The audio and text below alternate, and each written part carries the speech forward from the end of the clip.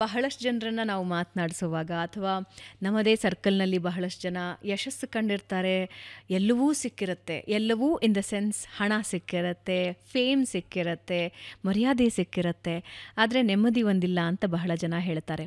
ಒಬ್ಬೊಬ್ಬರದ್ದು definition ನೆಮ್ಮದಿಯದ್ದು ಒಂದೊಂದು ರೀತಿ ಆಗಿರುತ್ತೆ. ಆದರೆ ನೆಮ್ಮದಿ ಅನ್ನೋದೇ ನಾನು ಬಹಳ ದಿನಗಳನ್ನು ಕಳೆದುಬಿಟ್ಟಿದ್ದೀನಿ ಅಂತ ಬಹಳ ಜನ ಹೇಳ್ತಾರೆ. ಇವತ್ತಿನ ಫಾಸ್ಟೆಸ್ಟ್ ಲೈಫ್ನ ಸಿಚುವೇಷನ್ನಲ್ಲಿ ಇವತ್ತು ಸೋಷಿಯಲ್ ಮೀಡಿಯಾ ಲೈಫ್ ಇದೆ, ಉದ್ಯಮಗಳ ಲೈಫ್ ಇದೆ, ಜೊತೆಗೆ ಫೇಮಿನ ಲೈಫ್ ಇದೆ. ಇದರ ನಡುವೆ ನೆಮ್ಮದಿ ಅನ್ನೋದು ಎಷ್ಟು ಮುಖ್ಯ ಅನ್ನೋದೇ ದೊಡ್ಡ ಪ್ರಶ್ನೆ ಆಗುತ್ತೆ. ನಾನು ಇವತ್ತಿನ ಕಾರ್ಯಕ್ರಮ ಒಂದು ಕ್ವೆಶ್ಚನ್ ಜೊತೆ ಶುರು ಮಾಡ್ತಾ ಇದ್ದೀನಿ. ಏನು ನೆಮ್ಮದಿ ಅಂದರೆ? ಎಲ್ಲರಿಗೂ ನಮಸ್ಕಾರ. ಇದು ಒಂದು ಒಳ್ಳೆಯ ಪ್ರಶ್ನೆಯಿಂದ ಇದು ಸೆಷನ್ ಶುರುವಾಗಿದೆ. ನಮ್ಮದು ಡೈಲಿ ರೊಟೀನಲ್ಲಿ ನಾವು ಬರೀ ನೀವು ಹೇಳಿದ ಪ್ರಕಾರ ಓಡಾಡೋದೇ ಜಾಸ್ತಿ ಆಗೋಯಿತು. ಬೆಳಗ್ಗೆ ಎದ್ದ ತಕ್ಷಣ ಕೆಲಸ ಅದು ಚಿಕ್ಕ ಮಕ್ಕಳಿಂದ ದೊಡ್ಡವ್ರ ತನಕ, ಸ್ಟೂಡೆಂಟ್ LKG ಸ್ಟೂಡೆಂಟಿಂದ PhD ಸ್ಕಾಲರ್ ತನಕ, ಪ್ರೊಫೆಷನು, ಆಮೇಲೆ ಇಲ್ಲ ನಾನು ಹೋಮ್ ಮೇಕರ ಅಥವಾ ಏನೋ ಕೆಲಸಕ್ಕೆ ಹೋಗ್ತೀನ, ಅದೆಲ್ಲ ಯಾವ ಪ್ರೊಫೆಷ್ನಲ್ಲಿದ್ರೂ ದ ಫಾಸ್ಟ್ ಲೈಫಲ್ಲಿ ಏನಾಗ್ತಾಯಿದೆ, ನಾವು ಓಡಾಟ ಜಾಸ್ತಿ ಆಗೋಯಿತು. ಅಂದರೆ ನಮ್ಗೆ ಏನು ಬೇಕು ಅಂತ ಯೋಚನೆಗಿಂತ ಎಲ್ಲರೂ ಓಡಾಡ್ತಾ ಇದ್ದಾರೆ, ನಾನು ಓಡಾಡ್ತಾ ಇದ್ದೀನಿ. ಸೊ ಅದರಿಂದ ನನಗೆ ಏನು ಬೇಕು, ನನ್ನ ಲೈಫಲ್ಲಿ ನನಗೆ ಏನು ಬೇಕು ಅಂತ ಆ ಯೋಚನೆನೇ ನಾವು ಕಳೆದೋಗಿದ್ದೀವಿ ಸುಮಾರು ಜನ. ಅಲ್ಲ, ಏನು ಬೇಕು ಲೈಫಿಗೆ? Is it money? Is it relationship? Is it fame? ಏನು ಬೇಕು ಲೈಫಿಗೆ? ಲೈಫ್ಗೆ ವೆರಿ ಇಂಪಾರ್ಟೆಂಟ್ಲಿ ಏನು ಬೇಕು ಅಂದರೆ ಲೈಫೇ ಬೇಕು. ಸೊ ಅದು ಮನಿ ಆದರೂ ಆಗಲಿ, ಅಥವಾ ಯಶಸ್ಸಾದರೂ ಆಗಲಿ, ಅಥವಾ ಅಚೀವ್ಮೆಂಟ್ಸು, ವೆಲ್ತ್ ಏನಾದರೂ ಆಗಲಿ, ಇದೆಲ್ಲ ಏನೋ ಪಾರ್ಟ್ ಆಫ್ ಲೈಫೇ ಅಲ್ವಾ. ಸೊ ಅದರಲ್ಲಿ ಏನು ಮಾಡ್ತಾಯಿದ್ದೀವಿ, ನಮ್ಮ ಫೋಕಸ್ಸೇ ಶಿಫ್ಟ್ ಆಗೋಗಿದೆ. ಲೈಫ್ ಅಂದರೆ ಏನು ಅಂತಲೇ ಕಳೆದೋಗಿದೆ ಸುಮಾರು ಜನಕ್ಕೆ.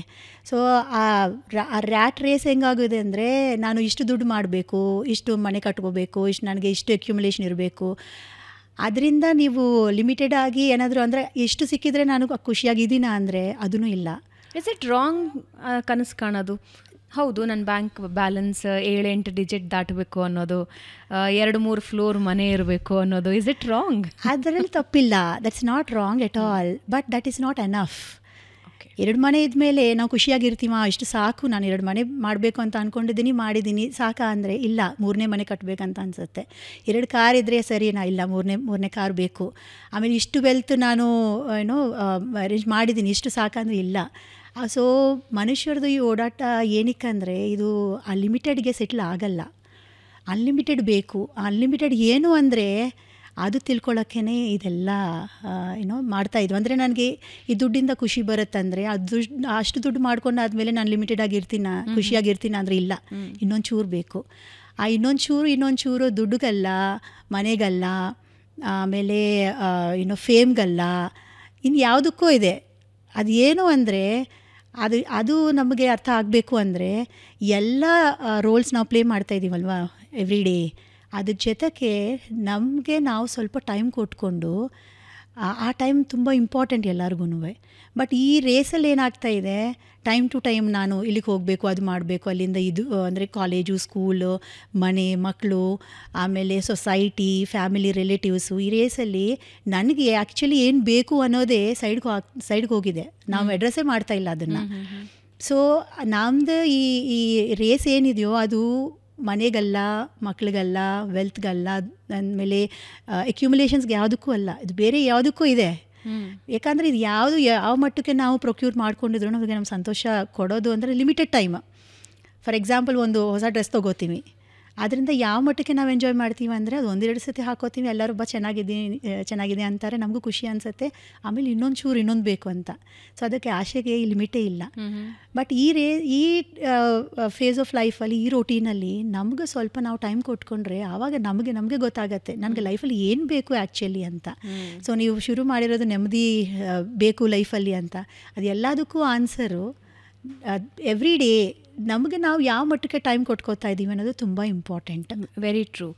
ನಮಗೆ ನಾವು ಟೈಮ್ ಕೊಟ್ಕೊಳ್ತಾ ಇದ್ದೀವಿ, ಹೌದಾ ಇಲ್ವಾ ಅಂತ ಕೇಳಿದ ತಕ್ಷಣ ಜನರಿಗೆ ತಕ್ಷಣಕ್ಕೆ ಬರೋದು ಫಿಸಿಕಲ್ ಹೆಲ್ತು.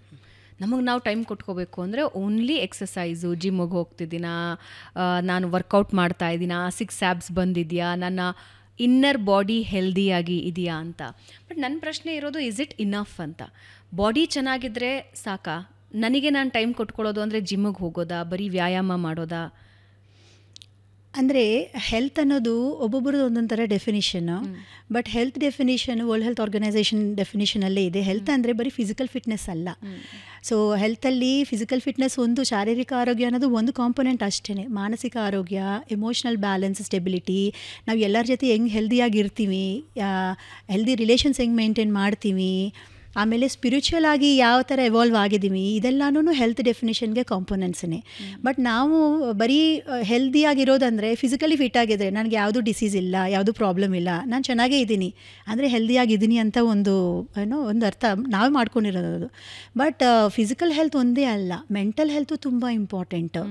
ನಾವು ಅಂದರೆ ಮೆಂಟಲ್ ಹೆಲ್ತ್ ಅಂದರೆ ಸಿಂಪಲ್, ನಾವು ಒಳಗಡೆ ಎಷ್ಟು ಖುಷಿಯಾಗಿದ್ದೀವಿ. ಲೈಕ್ ನೀವು ಪ್ರೀವಿಯಸ್ಲಿ ಕೇಳಿರೋದು question, what is it needed ಅಂದರೆ it is not that it is in accumulations ಅಥವಾ ಈ ಮಟ್ಟಕ್ಕೆ ಇಷ್ಟು ಎಲ್ಲ ದುಡ್ಡು ಮಾಡ್ಕೊಂಡಿದ್ರೆ ಅದು that doesn't give the satisfaction also many times. So ಒಳಗಡೆ ನಾವು ಹೆಂಗಿದ್ದೀವಿ, ನೀವು ಮೇ ಬಿ ಏರ್ ಕಂಡೀಷನ್ ರೂಮಲ್ಲಿ ಇರ್ಬೋದು, ಇಷ್ಟು ದೊಡ್ಡ ಬಂಗ್ಲಾ ಮಾಡ್ಕೊಂಡಿರ್ಬೋದು, ಆಮೇಲೆ you might have got many necessaries in your life, but still ಒಳಗಡೆ ನಾವು ಪ್ರಶಾಂತವಾಗಿದ್ದೀವ, ನೆಮ್ಮದಿ ಇದೆಯಾ ನಮಗೆ ಅಂದರೆ ಅದು ಫಸ್ಟ್ ನಮ್ಮ ಸೆಷನ್ ಶುರುವಾಗಿರೋದೇ ಆ ಕ್ವೆಶನಿಂದ. ಸೊ ಅದು ತುಂಬ ಇಂಪಾರ್ಟೆಂಟು.